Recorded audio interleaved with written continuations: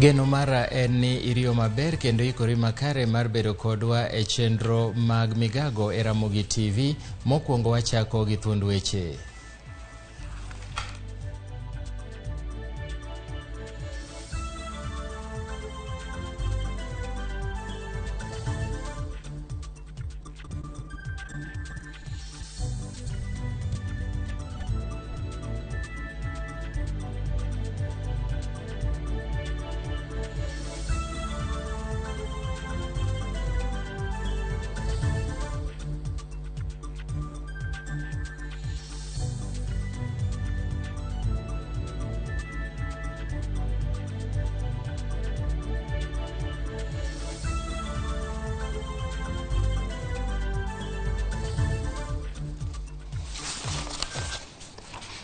Machiegni nyakwa Ramogi, nyinga Milton Ochieng.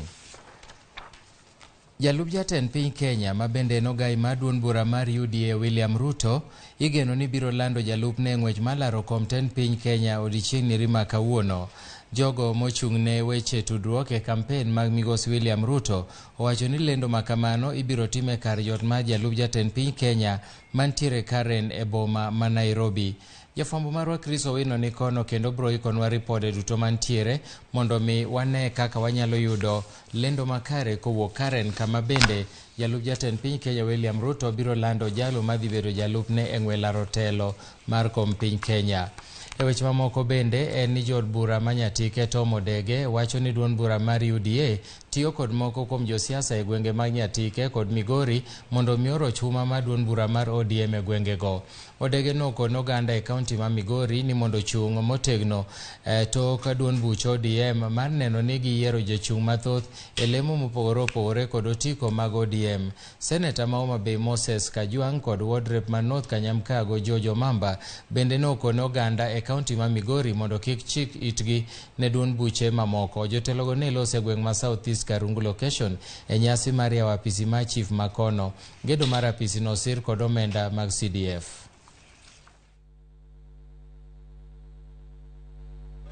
Wadwani wadhi nyime gi siasa mar kweno. To maduong' madwa wachonu ni siasa ma wan go sani maduong' mwaketo mbele kendo mwakedo go sani en siasa mar keto Raila Amolo Odinga bedo ker mar Kenya. King'ama riek kanyi neno kabind siasa manyochakore mabiro Nyatike kacha nyisi ni machok siasa mar keto Raila bedo ang'o? President.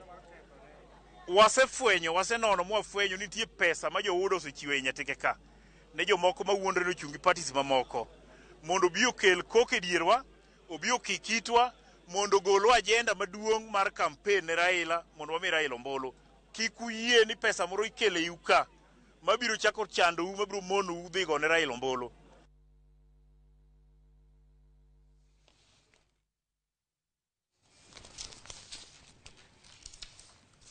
Mana kaka nwawachonu motelo en ni jalup jatend piny Kenya mabende nogai mar duond bura mar UDA migosi William Ruto dhi lando jalupne kawuono e ng'wech mar laro kom tend piny Kenya.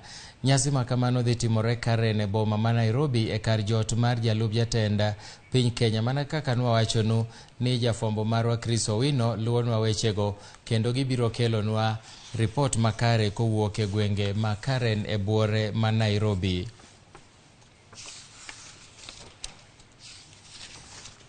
To kawadhi weche mamoko bende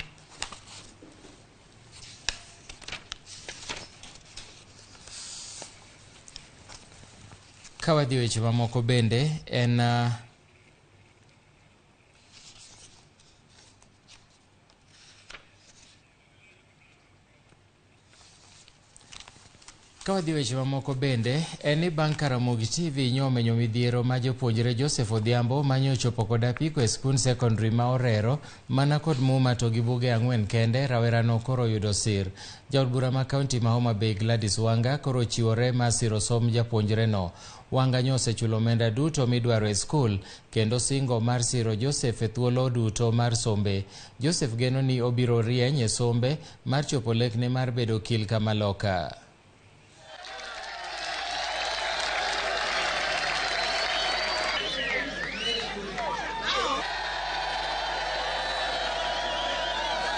We just like to say thank you for what she has done to me.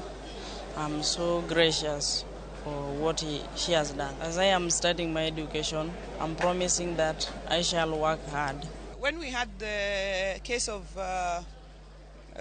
Odhiambo, who came here, Joseph Odhiambo, who came to Orero only with a Bible, as a sign of faith, I immediately came to look at how we can take up this student who showed strength of will. Despite his parents refusing, he showed strength of will to come and at least report by faith that something will happen and he will pursue his education at Orero High School. And for that boy, Joseph, I will personally take over his fees, his needs, his books, his uniforms, everything from now until he finishes his high school, but also until he finishes his university education. Manen gavana mokwongo ma kaunti ma Kitui Dr. Julius Malombe osingo ne jodak ma Kitui ni ene monyalo bero ngimagi kendo tayo chenro mag dongruok e kaunti no yo makare. Marie toka put mar thek ne omiyo tiko mar Wiper makoro yawo ne thuolo malaro chung kaka gavana ma Kitui. Malombe ne loso e romo moro Mwingi West kama bende nojiwo oganda mondo pare kendo lut ne ombulu e yiero maduong' ma higani.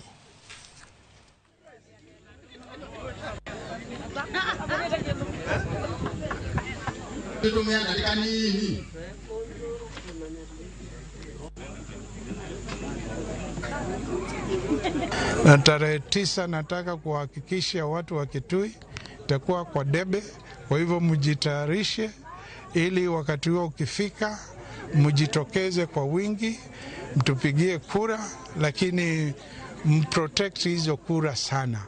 Mambo ya maji tutashughulikia, mambo ya afya tutashughulikia, mambo ya usafiri, hasa usafiri wa watu wetu hasa huku bodaboda tutawashughulikia. Nilisema nitaanzisha division within the transportation department or ministry ya kushughulikia mambo ya bodaboda. Giko ne twang' apama ende noganda rito gi siso mong'ere kaka Nairobi Expressway oyaw noganda mondo chak tiyo godo. Wang' apaya no migeno ni biro duoko chien dhung'ruok mag nyamburko e boma ma Nairobi ibiro yaw ayanga kod jatend piny owacho ma pacho ka Uhuru Kenyatta e jumbe matin mabiro. Kanoloso e kinde mano yaw ayanga wang' apaya no, jatend migawo ma yore mag wuoth James Macharia nowacho ni ma ok tin ne nyamburko 11,000 ka nyaka sani osendikore matiyo kod ndara no, ka 7,000 kuomgi to ndikore matiyo kod chenro machudo manyasani mar electronic toll collection.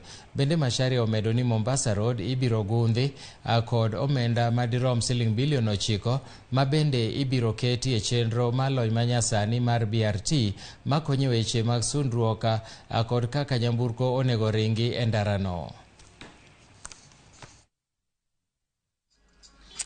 At the River Junction, at the River Junction, I used to take around maximum of an hour or 2 hours when there's traffic. Lakini saizi naona itani take 28 minutes, less than 30 minutes going there. I'm happy to use the Expressway finally. It will be helping me at least get to work quicker from here, Westlands to sides of Mlolongo. And yeah, I'll be using the MTC card. I'm not really interested in the ATC as yet, so I'm using this for now. I drove myself from James Geshoro all the way to where we are now, which is Jomo Kenyatta International Airport turnoff. It took me about 8 minutes only. Previously, I've driven from Jomo Kenyatta Airport to Westlands and took me about 2 hours before. So this is a new dawn for us Kenyans because this road will have a very, very big impact in terms of mobility of Kenyans, visitors, businessmen, businesswomen, tourists, and it will make actually Nairobi a major attraction. It is one of the best pieces of infrastructure ever done in Africa. Ramogi wabro kawo yweyo matin to kapok wadhi e yweyo wang'iyane moko kuom ote ma osedonjonwa e yorwa mar mbui mar kawo weche kata ote machuok.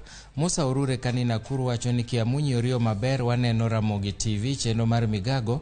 Happy Sabbath, mano Ramogi TV. An Sara Singa, ng'wono ma Nyasaye odhine babana ka oneno Ramogi TV. Kaito ote machielo be kaka pile aneno migago. An Sara Singa, aneno kanyo ka inuori. Jaka Black ayudi makare boma ma Changame Mombasa. An Albert Gweya, kaito bende wan koda Geoffrey Odongo wacho ni en Mtongwe, en bende yo Mombasa kendo oluwo chenro ni e yo makare. Ramogi wabro kawo yweyo matin nono, kik idhi mabor. Ka waduogo wabro bedo gi wendo ma bende wabro twak godo.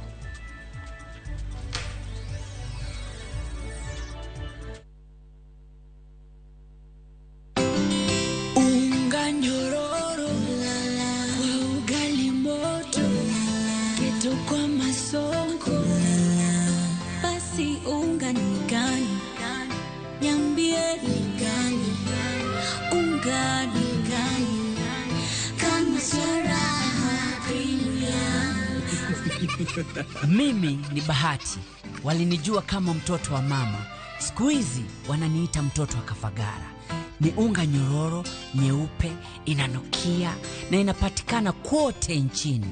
Kwa raha familia natumia unga wa Raha Premium. Nyeumok kuon mar Raha Premium kawuono e duka machiegni kodi.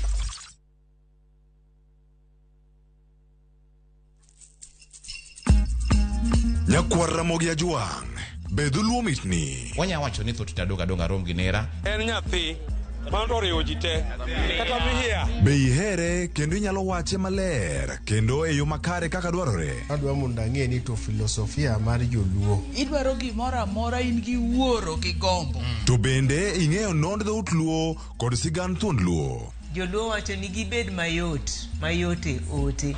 Yes. Tudri kod James Rabalakwase e Ramogi TV. Chieng' ngeso ka ngeso, chakre saa 1:45 mamidhiambo. E chenro mar Ahero Dhoa.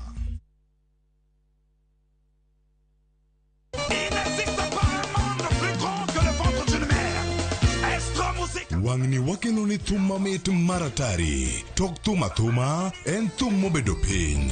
Shariki mula mimi nakufa. Mayueyo mana mos.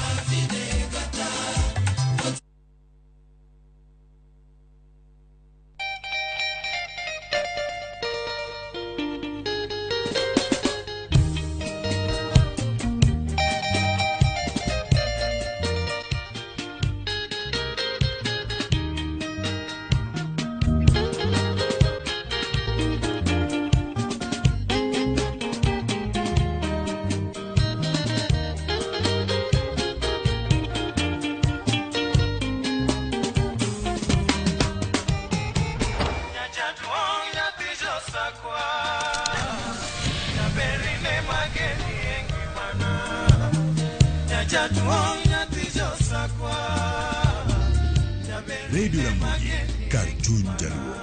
Radio Ramogi.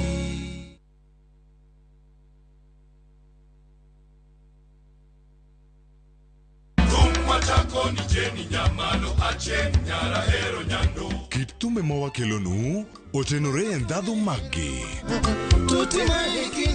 Ka wakiko gi makare,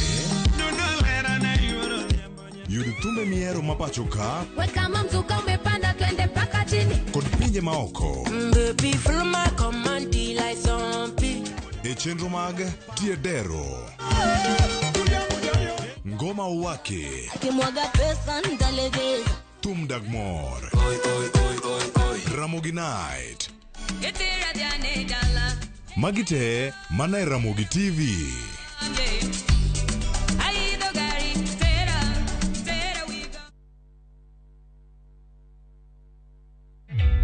Introducing a new way to earn cash every time you buy airtime. Simply dial *487*2#. Buy airtime, pay for electricity or water bills for you or someone else, and get paid papo hapo. Usinunue airtime na tokens bure tu. Earn instantly with *487*2#. Dial *487*2# now.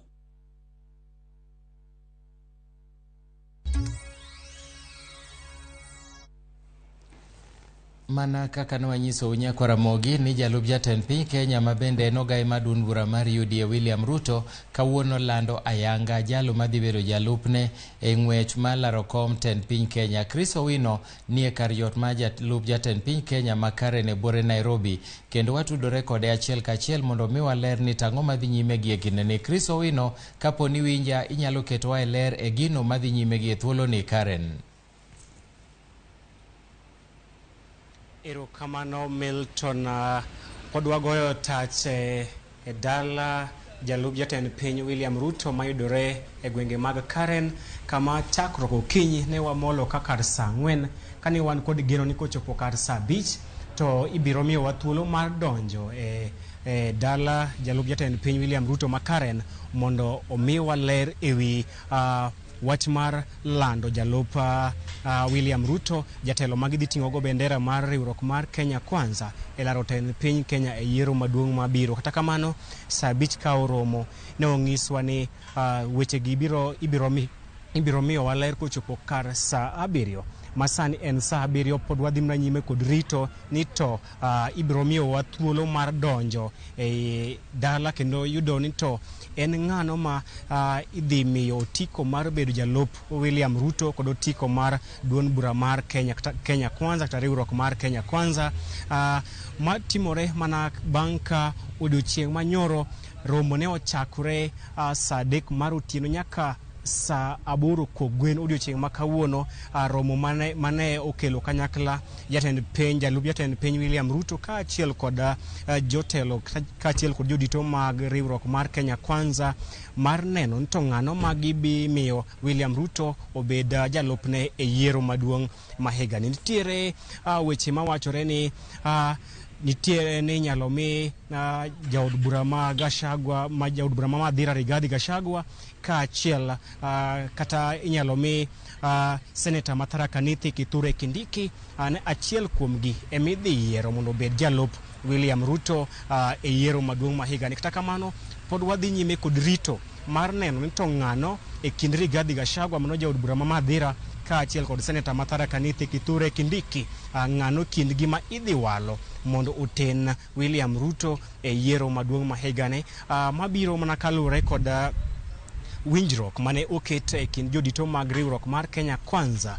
mane winjruok mane ondik kendo go chapa kod Senator Tharaka Nithi Kithure Kindiki mane olero ni jalup Ruto ibiro miyo duond bura mar UDA to moloyo gwenge mauke masawa mar piny Kenya ma osemiyo ne nitie nyinge 6 mane onego bed ni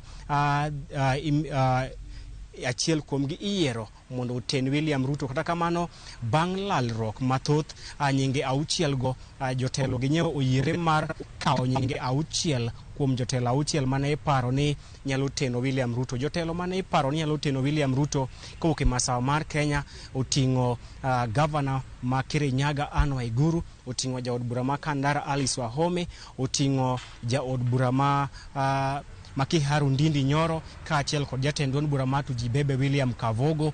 Kata kamano kaluwore kod twak manyoro otimo otieno manyoro chakruok saa 3 otieno nyaka saa 8 kogwen okinyi ma kawuono en jotelo go ne oyiere mar duoko piny jotelo 6 go nyaka jotelo 2 ma en jaod bura ma Madhira Rigathi Gachagua kaachiel kod Senator ma Tharaka Nithi Kithure Kindiki. Kendo pod wageno ni thuolo moramora kochakre seche gi poni jotelo gi wuok oko gibiro lero to en ng'ano madhi kawo lemo mar jalup Ruto kind Kithure Kindiki kod Rigathi Gachagua. Nyaka sani jodito mag riwruok mar Kenya Kwanza osemolo kakae jotelo mag Kenya Kwanza mosemolo kakae utingo jatend duond bura ma Tuji Bebe mano William Kavogo, utingo Senator Mathara Kanithi wuon Kithure Kindiki, utingo jaod bura ma Madhira wuon Rigathi Gachagua, utingo nyaka Senator Manandi, Governor Manandi aikin jotelo mamoko kaachiel kod Senator ma Elgeyo Marakwet Kipchumba Murkomen. Magi moko kuom jotelo ma osemolo kakae kendo pod wageno ni thuolo moro amora kuchakre sechegi gibiro wuok oko mar nyiso wan to kawuono ema gilando jalup William Ruto koso. Erokamana inya Chris Owino kuom ler makamano ma jopiny osebedo karito. Wabro medo tudore kodi ka giyienu mondo donji. To kang'eyo ni sama untiere ni be nitiere jotelo moko ma pod ne donjo koso mana jok manyolorore otieno mangima ema loso iye kanyo kapok oyawnu kaka jofwamb weche?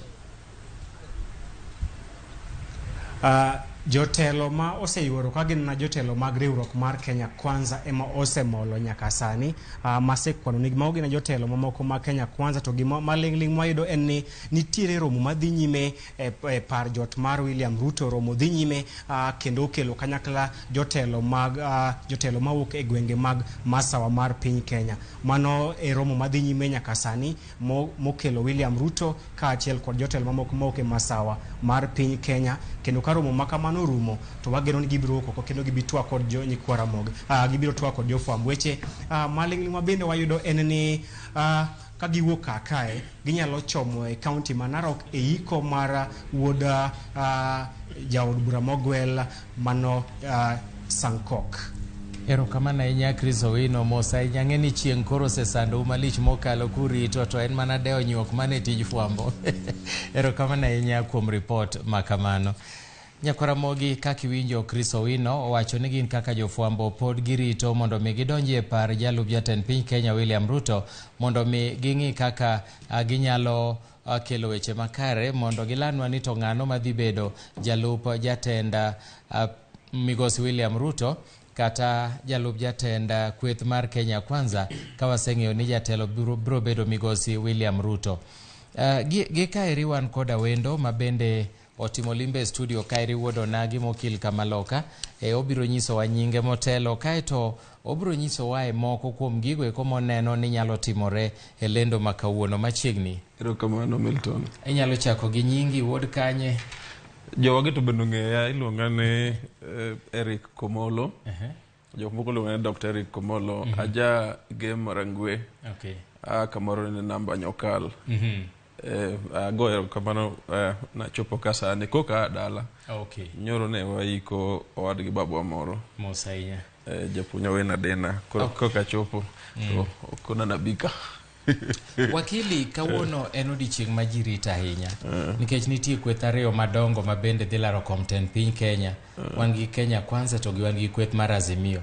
Kawuono geno nitiere ni jalup jatend piny Kenya William Ruto ma bende motelo ne kweth mar Kenya Kwanza dhi lando ng'ano madhi bedo kaka jalupne kata running mate.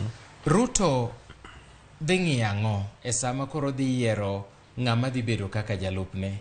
Odhi ng'iyang'o, onego ng'iyang'o mondo mi oneno yudo mbulu kaka dwarore? Ng'eyo tek gima Ruto dhi ng'iyo. But adiera ni Ruto sebedo jalup president. Koro ng'eyo ni en important ni ng'ata ma oketo jalupne nyaka bed ni en ng'at ma ginyalo winjore go. Nyaka bed ng'at ma personality gi romo. Nyaka bed ng'at ma ok dhi piem kode. Okene shida ne ka endi maduong' en osepiem go oru karibu higni 5 koro ka gidhawa. And achon 2013 osebedo ka en ong'iyo ng'ano do bedo president.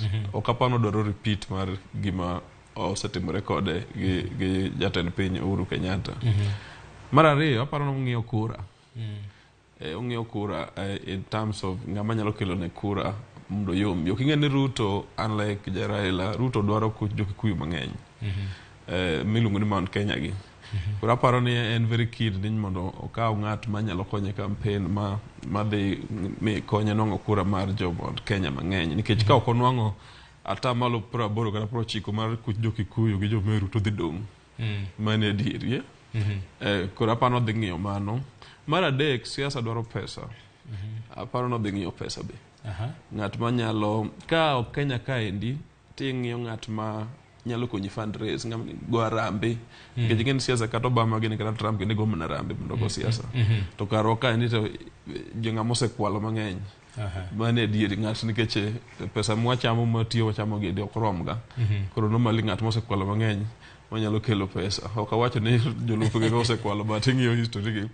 Biro ng'iyo ng'at manyalo konyo mobilize funds mondo gi campaign go motego nikech dweche ariyo mabiro ni ende ma koro ng'at madhi bedo ker wadhi ng'eyo. To kaluwore gi jogo ma bende samoro koro ineno ka gima jomodong' options ariyo modong' godo e kinda Gachagua to gi Kithure Kindiki. Ka watemo ng'iyo kuonde ma gi ae, bi ineno ka gin jogo man gi mbi mar siasa manyalo sero ne William Ruto ombulu. Kipacha to kapar ni gin gi mbi sana.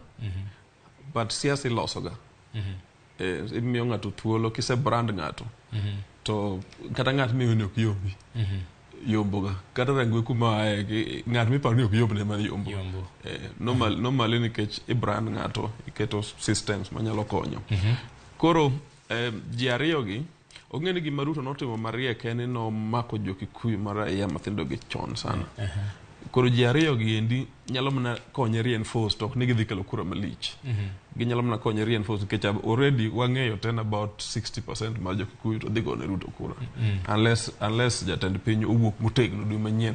Sama wuoyo kodi ni Uhuru poko campaign Raila motegno.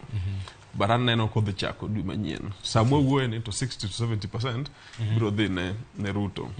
Koro ji ariyo gi gin gi personalities mopogore. Wa declare conflict of interest. Kithure Kindiki en osiepna. Nopuonja law kana chako School of Law Moi University 203. Gin gi Professor Tom Mojena madhi bedo senator ma Kisumu. The two gin osiepe ka. Outside siasa. An ang'eyo ni Kithure ng'ama riek seriously. Yes, nonongo PhD at the age of 31. Kano chako puonjo. An ang'eyo ni ong'at ma diplomatic. Ojambetre maber. Gachagua takia tang'e ne DC. Tang'e ne PA mar Uhuru nyaka around 207, 203 kujo chonde. And of course ang'eyo ne en gi pesa seriously. Kindiki ok apani gi pesa malich. Ng'ama professional machalo Kindiki okwal malich. Odwaro en gi name to protect. To Gachagua so kapod awuok kuom gidhi Kithure, ok apar ni Kithure Kindiki nyalo bedo gi siasa mar force. Ang'eye very well. Ok apar ni en ng'at manyalo dhi podium to yanyo ng'ato. It's most likely ubro wuoyo diplomatic, but ubro wacho sense. Ma, jok ma soba konene to nyalo gone kura. Gachagua chalo na ng'ama nyalo yenyo. Ochalo na ng'at ma nyalo wacho gik ma iwacho ni dati e siasa ma ji dwa winjo. Ng'e siasa wage be ji dwa winjo weche ma ochafre. Koro anene ka ng'at ma koyiero to biro attack jakom kabisa. Biro attack Raila kabisa. And mano ing'e ni ko ketho nying jakom to temo konyo gi e central kanyo. Sana jo Kikuyu go nikech onyalo wacho he speaks directly kisungu wacho kamano. Koro gin ji ariyo mopogore. Ok ang'eyo ng'ama is a big asset ne Ruto, but aparo ni Gachagua biro timo matek sana. Ng'eno ng'e wuoyo, biro timo matek sana mondo keth nying Ruto, keth nying Uhuru, to keth nying Jakom, and Kindiki will do the exact opposite. Obiro kelo chemistry maber kinde gi Ruto. Obiro bedo loyal deputy. To ka awinjo kiwacho ni kamoro kaka piny chalo sane ni samoro atamalo 60 kata 50 nyalo biro gocho ne Migos William Ruto kowuok Central. To kadok ang'iyo kendo kata kwan mar governors ma Central ma bende siro Migos William Ruto. Taneno ka en mana Anne Waiguru. Ok ang'e ni wang'iye nang'o kuom jotelo gi governors koso wang'iye kuom jopiny man piny. Ng'e kuom jopiny. Achiel kuom gima watimo e siasa Kenya ka endi en trusting joma ni office iluongo ni incumbents. Ing'eyo kata wabunge gi kata mineno luwo Ruto mang'eny gi. Central statistics en atamalo 80 kadhi 90 donga. The reality en ni wabunge e parliament ma Kenya. Kata saa mwuoye ni mineno go kata mancho me ticket ma go diem directly. 70 to 80% dhi dong. Yes, that's statistics more 1963 nyaka sani. Nikech result mopogore opogore. Koro jok maluwo Ruto mang'eny ma central go mago to temo mana survive ng'eny gi dhi dong. Kik ing'igi kamano. Governors gi the last elections karibu more than half aparo no dong. Koro mariwo Ruto sani endi kata ma luwo jakom is not really an indication of support ground. Ng'eny gi to be manyo ng'eny gi dhi dong ng'eny gi manyo mana tich. Ne o ka jakom obedo president kare lo president to koro mige ka asilu na minister jabetre moro gi jal kamago. A central and mark my words watching central jok manyalo yier manyalo bedo governor madhi duogo en Janyeri cha gi Waiguru Minji wachoni jomodong gi endi very unlikely. To kapok wadhi nyime adwa ni mondo waler ne jopiny matin ewi Kithure Kindiki ma bende wayudo ni nonyuol e higa ma 72 e kaunti ma Tharaka Nithi. Kaeto Kindiki nosomo e skul secondary ma Lenana High School kaachiel kod Tharaka Boys High School kama bende higa mar 1998 Kindiki nosidhi kod lony e weche mag chike kowuok e mbalariany ma Moi.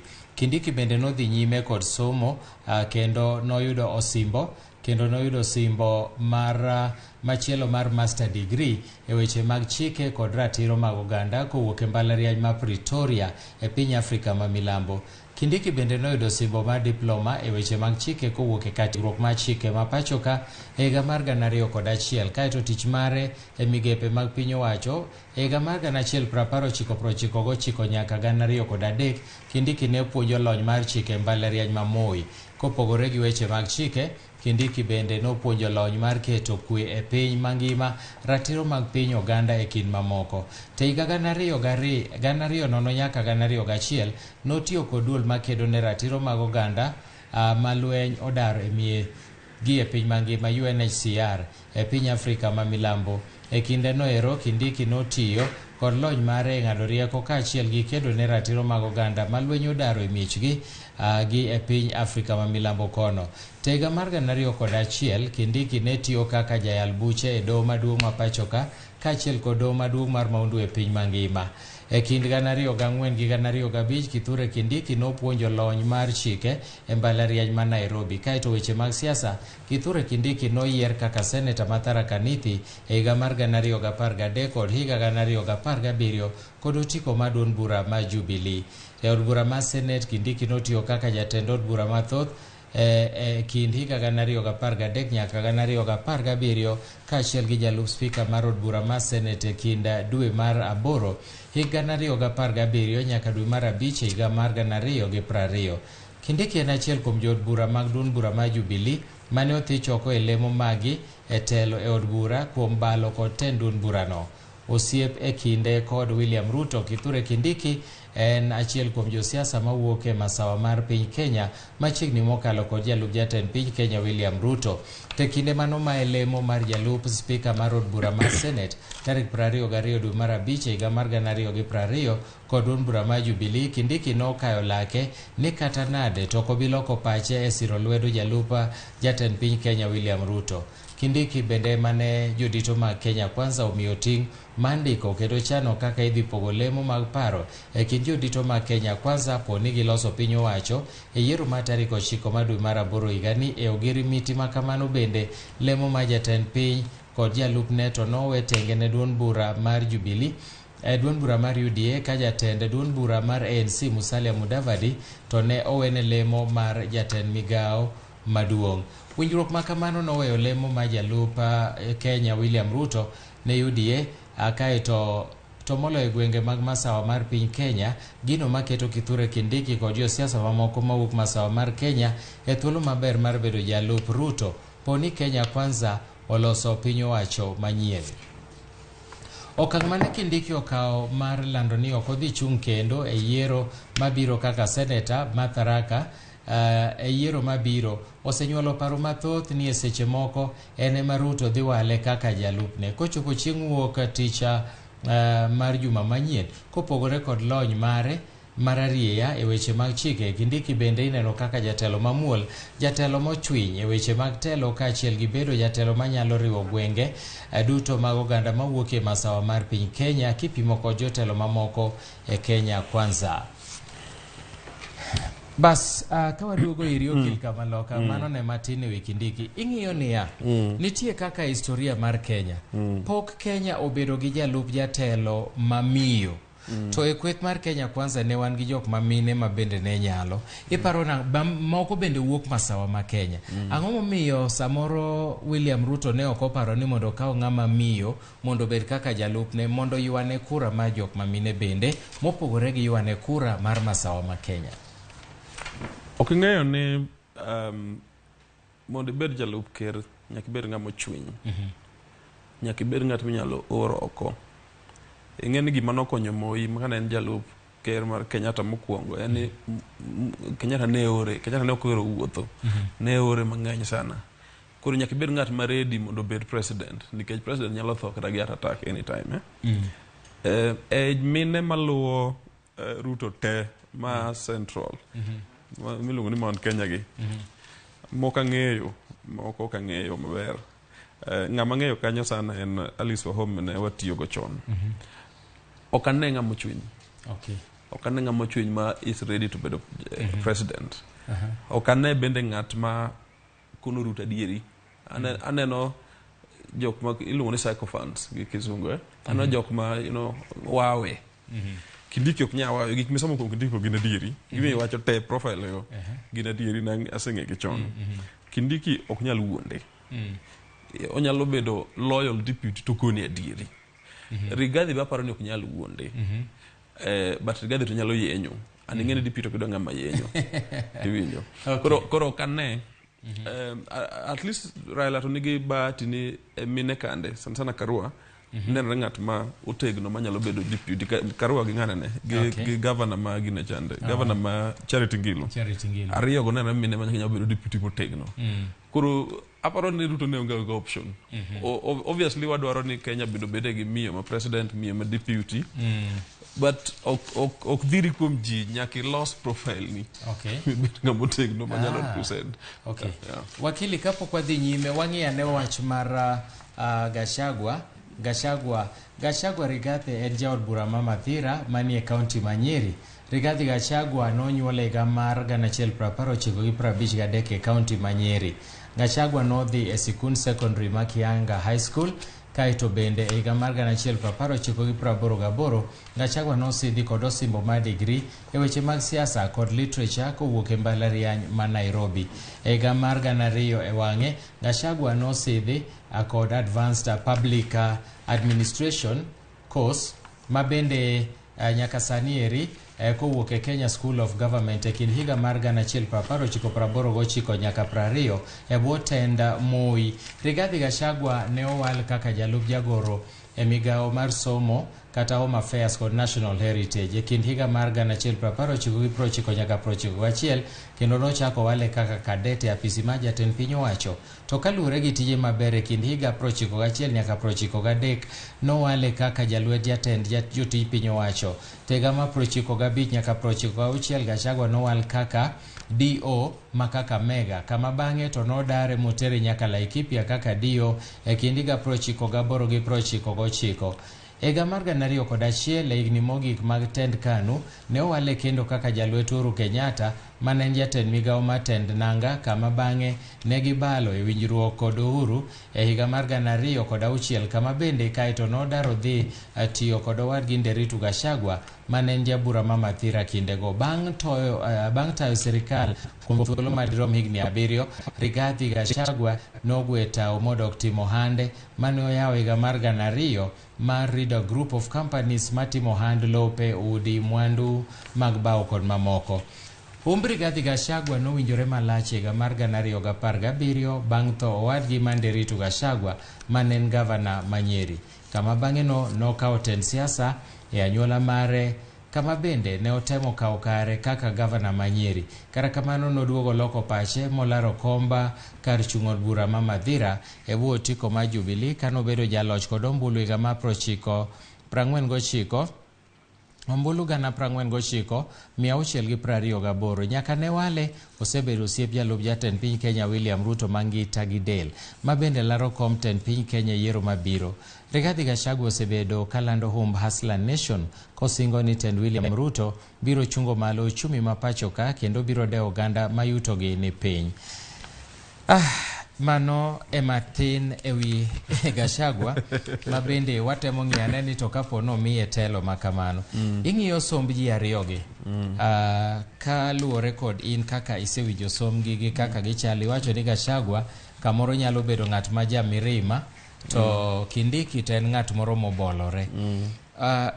Kapo ni Migos William Ruto oyiero Gachagua, be ineno ka nitie pogruok moro manyalo bedo kata sigu moro e kind jok modong', nikech nitie jok ma koro siro Kindiki, nitie jok ma siro Gachagua. Kapo ni jalup jatend piny Kenya owacho ni kawuono an Gachagua ema dhi bedo jalupna, ineno ka nitiere kaka ywaruok moro nyalo bedo e kind jo Kenya Kwanza makel pogruok moro, koso bende ena gima ni koyiero to ng'ato biro riwo wadgi lwedo? Kapok aduoko mano, parties nyicho bedo onego bed ni tero nying jok mochung' unless nitie dispute tarik 28 dwe mokalo. Nafolo Kinley ang'iyo ka Jubilee okotero ginene UDA okotero nying Kithure Kindiki. Ma an kanye mana conclude ni Ruto dwaro Kithure Kindiki. Ne gitero nying Gachagua mondo defend seat mar Mathira. Okay. At that point nafwenyo ng'ani chalo gima oamua nodwa kao Kithure Kindiki, but wariti.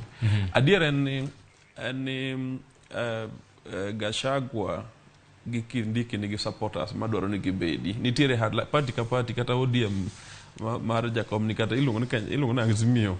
Nitiere hardliners, nitiere bende joma diplomatic. Koro nitiere gima mipokolandi, an gosiepe kuro, mamiya maling'ling'. Gima mipokolandi en ni ji pogore ka. To ok gidhi dhawo. Gima mipokolandi en ni nitie joma push sana mondo Gachagua odonji, nikech Gachagua ok ing'e Jakikuyu to ng'ane to Jatharaka, Kindiki Jatharaka. Koro Jatharaka ni en kama thin ma samoro ok nyal kelo kura mang'eny, and then Gachagua nyalo campaign motegno malo Kindiki. Lakini jalup Ruto wuon to dwaro ni Kindiki emodonji. Koro direct answer en akia ni ginyalo pogore.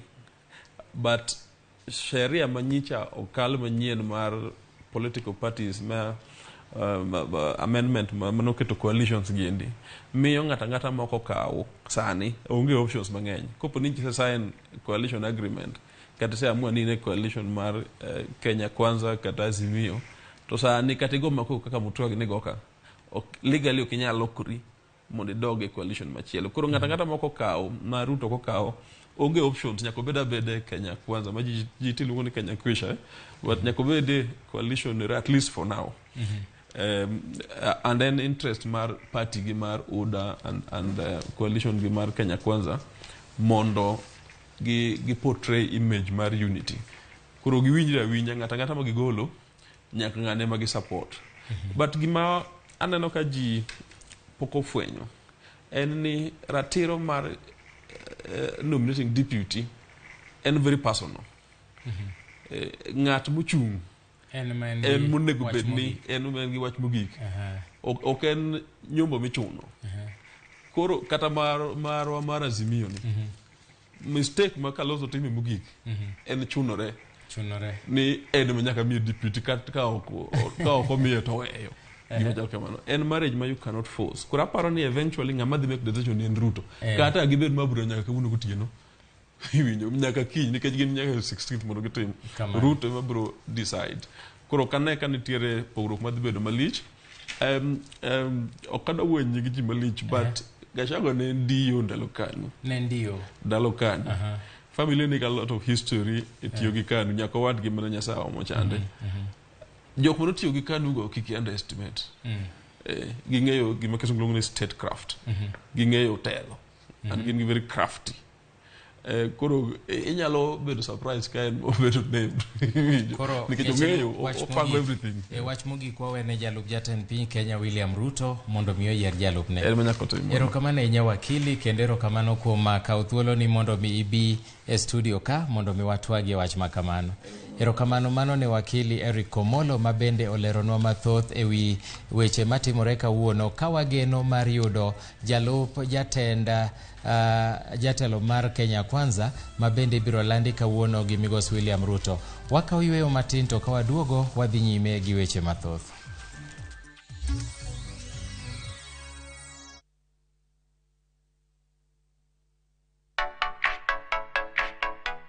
Ka idwaro yiero ngwacho, many ngwacho motegno kendo mochwiny. Kik ibed gi rangi maricho kendo kik iyier ngwacho mosebarore.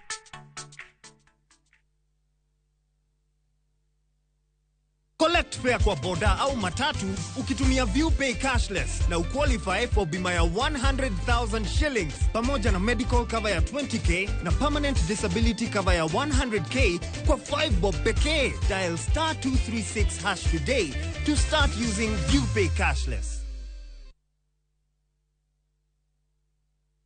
Under the high patronage of the President of the Republic of Kenya, the city of Kisumu will host the 9th edition of the Africities Summit from the 17th to the 21st of May 2022. Several thousand participants, including 3,000 local officials, are expected to attend the summit. The theme of this edition is the role of intermediary cities of Africa in implementation of Agenda 2030 of the United Nations and the African Union Agenda 2063. Register today on africities.org and join the summit in Kisumu from the 17th all the way to the 21st of May 2022.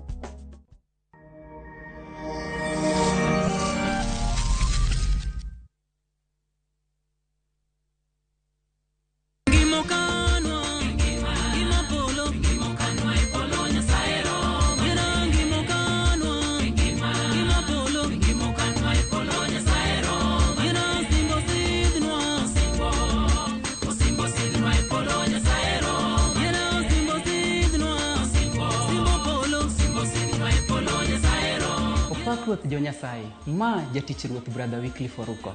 Mondo iyud wendani kaka sikiza tune mari, dimana *812 *784#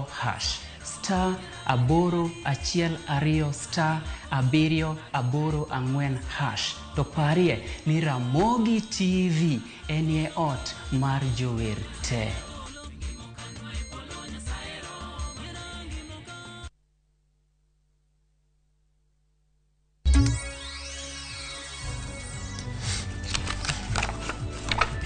Machiegni kendo nyako Ramogi wadhi nyime.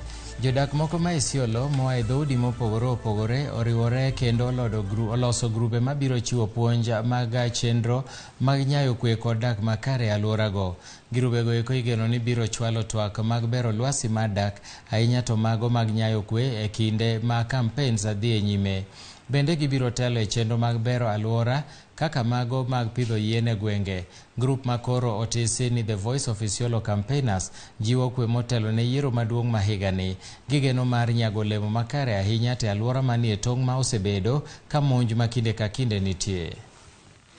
Kama last year in March, yani last year 2020 tulikuwa na shinda kubwa, tulikumbwa na shinda kubwa sana ambaye hii administration block iko in front of us iliweza kubebwa na upepo, na hiyo iliweza kutendeka kwa sababu ya hakuna miti ya kuzuia strong winds, na kwa hivyo we are quite grateful kwa maana najua hii miti tukiweza kutunza iwe kubwa, jambo kama hilo halitatendeka tena.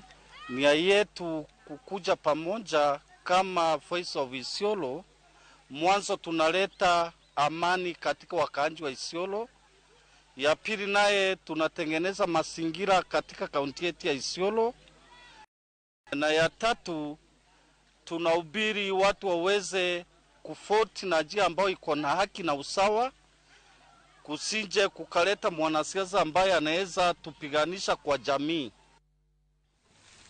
Giko neto johala manodar kanigundho chiro makibuye e boma ma Kisumu koro dok e chiro no. Kato bedo ni giserito kuom higni 2 magedo, johalago eko moyudo thuolo e chiro no mor kod ber malwasi matimo ohala e alwora no. Kara kamano moko kuomgi to pod ng'ur ni pok giyudo thuolo ka gimedo ni jomoko nono momi kuonde mag timo ohala. Milset Adhiambo ni e boma ma Kisumu kendo ketowa e ler. Erokamano ahinya wan achiel kachiel kowuok e chiro makibuye mabende gedo ne osetieko higni 2 ka odiochieng' ma kawuono poko ma kuonde uso dhi nyime kama bende wan gi johala kaendi wadang'eyo di to bende giyudo fuong'ruok. Ng'ur nitiere bende kogik Jumapil mabende en e chieng' chiro maduong' mabende oseyudo kaka jonyanya, jolembe gi jok mopogore opogore sectors noseyudo. To wageno ni kochopo Jumapil nyaka romo gajwang' to johala gi duto biro yudo space maginyalo loke. Ka kamano taduoke studio mondo idhi nyime kod neno weche manyien matucho kodgi kocha e sechewa mag migago. E weche mamoko bende en yo gai mar Azimio la Umoja One Kenya Alliance Raila Odinga obago romo mar galamoro e alap ma Mkomani showground mantiere boma ma Mombasa. Odinga kod lange mag Azimio osebedo kayoro gwenge kadho nam chumbi kono ka bende gisetero campaigns magi e kaunti ma Kilifi kod Kwale motelo ne Mombasa. Maeri en chenro mar jiwo huma mar Raila Odinga kendo sero ne ombulu mar Compton piny Kenya yiero maduong' ka jafwamb weche marwa Eric Owenga ni alwora no kendo bro kelonwa ripot ma kamago e seche modhiambo. To weche mamoko bende ni johera mag nyakalondo ma Sulu FM noyudo puonj kod mor mogundho e kinde mane nyakalondo ni ochwalo puonj makende mag pur e alwora mag Chwele Bungoma. Jopur mag kaka nyalo tiyo kod mbolea chene niang' makisoni nigi lowo ma kata acidity mbolea makamano gin kaka mago mag Thabiti fertilizer ma osekiki e yo makare mar bero nyak e puothe mopogore opogore. Sulu FM en achiel kuom nyakalondo mag kambi mag Royal Media Services, en achiel kuom nyakalondo ma bende osebedo katimo limbe e gwenge mopogore opogore. Kuhusu kutumia Thabiti fertilizer. Thabiti fertilizer ndio mbolea ambayo Thabiti super fertilizer ndio mbolea ambayo inaweza saidia mkulima kwa kuweza kupata mazao zaidi. Ndio msimamizi wa radio ya Sulu FM. Siku ya leo ningependa kuchukua hii nafasi kuwashukuru wadhamini wetu Thabiti super fertilizer na sugar ambao tumekuja wao siku hii ya leo Chwele kuongea na wakulima wetu mambo ya upanzi wa miwa, mambo ya sugar board, vile vile Thabiti fertilizer semekana kwamba ni mbolea ambayo ni nzuri sana sana. Teweche makelo geno kod mor en ni giko neto jopuonjre mancha notimo penj mar KCSE e sekund secondary ma oriwo boys koro yudo duoko margi. Jopuonjre 10 noyudo A- ka 62 noyudo B+, to mamoko 167 noyudo B plain. Jopuonjre 130 noyudo C+, kama moko 26 ne onwang'o C plain, kama na jopuonjre 2 kende ema nonwang'o grade C-. E sikund noero, oriwo boys bende ogolo mean grade mar 8.215 e duoko mar penj mar KCSE ma 2021. Jokanyo e sikund ero nyiso mor mokalo kod fuong'ruok ka kendo atoka migawo mar somo nyogo loduoko mag penyno ero ne jopuonjre 549. Jopuonjrego otimo maber ka 521 kuomgi oyudo maksi maromo gi donjo e mbalariany ma pachoka.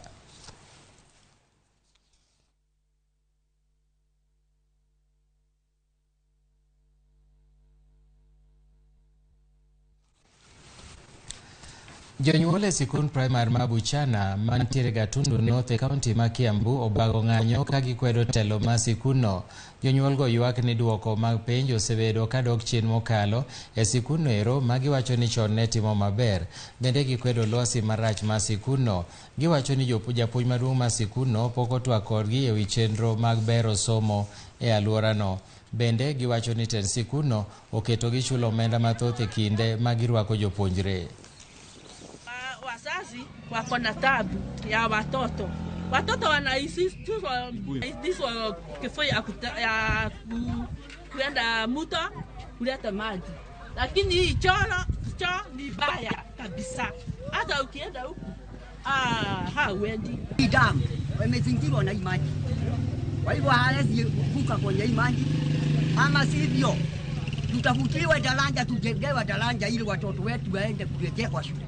Tuko na shida ya maji kwa sababu hiyo ni zile za kutumiwa maji na hakuna maji. Kwa hivyo tunataka watu waigirie ile project imechukuliwa ya kujenga shule, kama ni Karimeno Water Dam ama ni akina nani wanajenga au makontrakta, shule ipatianwe kwa wazazi. Mana kaka pile gimora mora man gi chakruok athoro bedo gi giko, wachope giko mar weche manyien mag migago gi thuloni karuoth oriti wan bendo ritowa wachakwa rom kendo godhiambo e ang'ich welo kaachiel goimore. Nyinga Milton Ochieng' Awuor, bed godiochieng' mokwe.